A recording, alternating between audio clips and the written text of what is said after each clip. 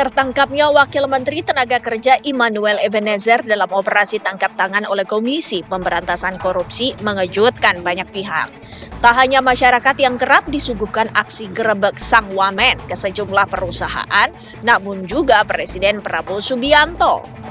Sejak pertama kali dilantik sebagai presiden pada Oktober 2024, Prabowo sudah mencetuskan perang terhadap korupsi.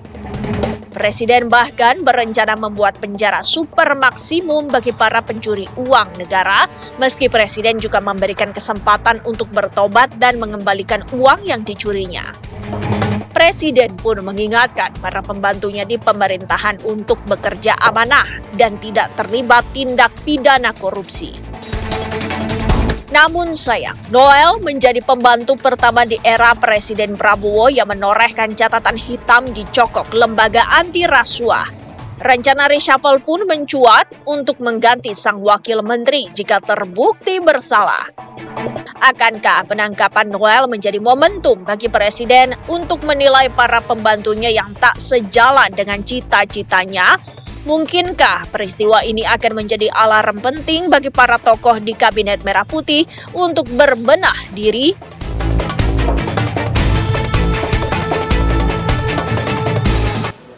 Ya, pemirsa, tertangkapnya Wamenaker Emmanuel Ebenezer ini tentu mengejutkan banyak pihak, termasuk juga Presiden Prabowo Subianto yang sudah seringkali mengingatkan para pembantunya untuk bisa bekerja dengan amanah dan tidak melakukan tindak pidana korupsi. Lalu akankah kemudian momentum dari penangkapan Noel ini menjadi momentum juga bagi Presiden untuk menilai kembali bagaimana para pembantunya yang tidak sejalan dengan cita-citanya? Dan apakah ini juga menjadi alarm penting bagi setiap pembantu dari Presiden Prabowo Subianto? Malam hari ini kita akan membahasnya bersama dengan sejumlah narasumber yang sudah hadir di Apa Kabar Indonesia Malam. Ada Bang Ahmad Riza Patria dari Gerindra. Selamat malam Bang Riza. Selamat malam. Sehat ya Bang? Sehat, Alhamdulillah. Alhamdulillah, terima kasih sudah hadir malam hari ini. Warahmatullahi wabarakatuh. Waalaikumsalam. Dan juga hadir bersama kita ada Mas Agung Baskoro, pengamat politik kita. Selamat malam Mas Agung. Sehat juga ya Mas ya?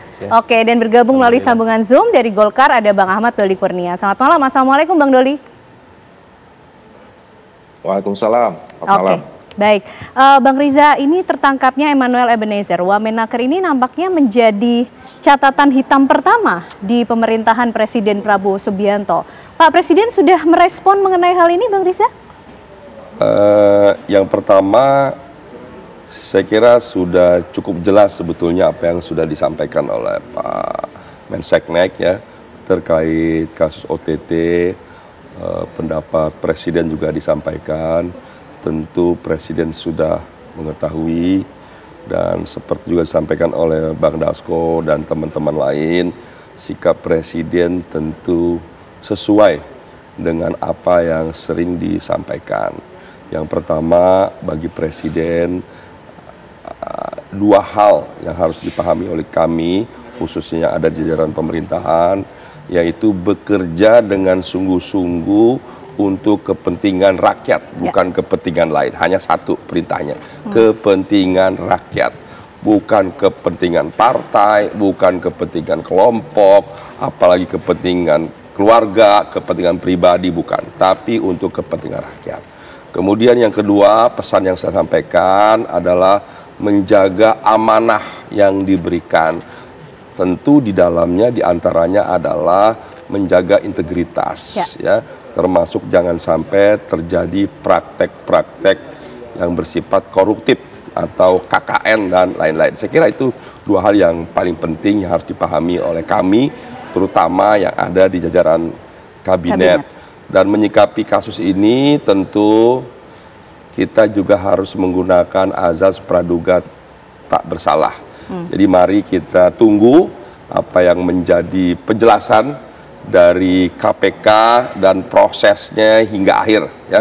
Yang bersangkutan punya hak membela diri, mengklarifikasi, menjelaskan.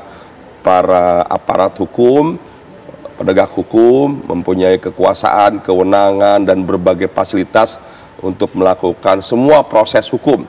Dan tentu yang paling penting juga bagi kami yang ada di jajaran kabinet ini menjadi peringatan yang penting, menjadi pelajaran yang sangat penting untuk kembali seperti apa yang disampaikan oleh Presiden, bekerja dengan sungguh-sungguh hanya untuk kepentingan rakyat, bukan kepentingan lainnya. Dan yang kedua, menjaga amanah, termasuk diantaranya jangan melakukan KKN atau korupsi. Wamenaker Emmanuel Ebenezer ini sudah ditetapkan sebagai tersangka ya, tadi oleh KPK sudah diumumkan. Pak Presiden di ruang publik berkali-kali, bahkan dari awal pemerintahannya menyampaikan mengenai apa yang disampaikan Bang Riza tadi, jauhi atau jangan lakukan tindak pidana korupsi. Tapi Bang, kalau secara pribadi atau lebih dekat, Pak Prabowo ini sebagai Presiden juga sering memberikan peringatan resmi tidak sih kepada para pembantunya di kabinet, mungkin melalui grup WhatsApp atau seperti apa menyampaikan? Ya, itu sering dilakukan. Sebelum menjadi presiden saja beliau sering menyuarakan itu, menyampaikan kepada kami kader-kader yang ada di partai, selalu disampaikan di berbagai kesempatan. Dan beliau juga menyampaikan di banyak kesempatan, ya negara ini tidak akan pernah bisa maju ya kalau praktek KKN masih menjamur. Masih ada korupsi dan sebagainya. Makanya semua program-program di bawah kepemimpinan Pak Presiden, Pak Prabowo, semuanya hanya untuk kepentingan rakyat, tidak ada kepentingan lain. Dan mohon maaf, kalau ada para pengusaha yang mengambil keuntungan berlebihan saja, beliau tidak bisa terima gitu. Bukan tidak boleh untung, tentu orang bekerja, berusaha harus untung gitu Mas Agung kan. Tapi yang wajar, istilah beliau itu yang wajar ya kan. Karena kan masih banyak rakyat Indonesia yang masih kurang, yang belum mampu, tidak punya rumah, makan satu hari 1 kali, 2 kali, kalaupun 3 kali dengan menu yang sangat-sangat minim. Jadi beliau sangat prihatin, makanya beliau bekerja sungguh-sungguh ingin memberikan yang terbaik. Seperti yang saya sampaikan, beliau itu selalu 3T. T yang pertama selalu ingin memberikan yang terbaik. Yang kedua ingin yang terbanyak. Yang ketiga yang tidak kalah penting juga ingin yang tercepat. Ingin yang terbaik untuk semua hal. Pendidikan, kesehatan, ekonomi, kesejahteraan, berbagai fasilitas, beliau ingin memberikan yang terbaik bagi seluruh masyarakat bangsa Indonesia. Dan tidak sampai di situ, beliau juga ingin yang terbanyak. Itu sebabnya koperasi desa dibangun di setiap desa, di kelurahan. Kalau desa ada 100.000, di Republik ini 100.000 dibikin koperasi. Tercepat.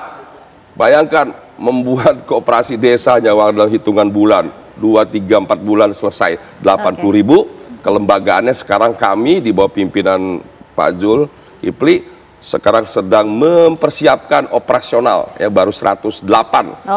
Ada 80.000 yang harus dioperasionalkan agar pada akhirnya hadirnya koperasi desa ini bisa menghadirkan produktivitas, lapangan pekerjaan, meningkatkan pertumbuhan ekonomi, dan pada akhirnya dapat meningkatkan kesejahteraan masyarakat Bang Riza, desa. itu tadi kemudian perintah yang sangat clear dan jelas dari Presiden Prabowo Subianto.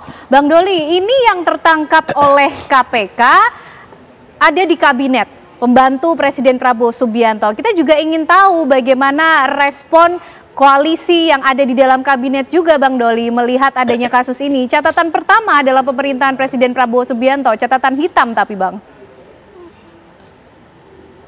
Iya, tentu ini mengejutkan ya.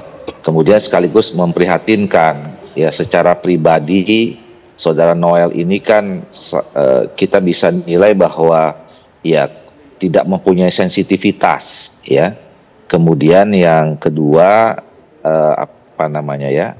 ya selama ini kan kita kenal juga ya, tadi juga diputar itu bagaimana Noel ini dianggap selama ini ya orangnya cukup kritis ya, bicaranya juga ceplas-ceplos ya, dan sering komentarnya juga anti korupsi gitu. Nah yang berikutnya secara bagian dari pemerintahan Pak Prabowo dan Gibran ya, beliau ini ternyata tidak committed ya, tidak amanah gitu, tidak mampu menerjemahkan apa yang menjadi visi dan kemudian perintah, arahan, bahkan pernyataan-pernyataan yang begitu sering dari Pak Prabowo ya, yang berkali-kali menyampaikan bahwa kita harus memberantas korupsi, kita harus tidak boleh mengambil hak, zolim terhadap rakyat dan seterusnya gitu loh. Nah tapi itu dilakukan. Nah, jadi kita harus pisahkan ya, ini antara soal pribadi dengan soal institusi gitu. Nah, jadi saya kira juga proses sampai ke OTT ini kan prosesnya nggak sederhana ya. Ya.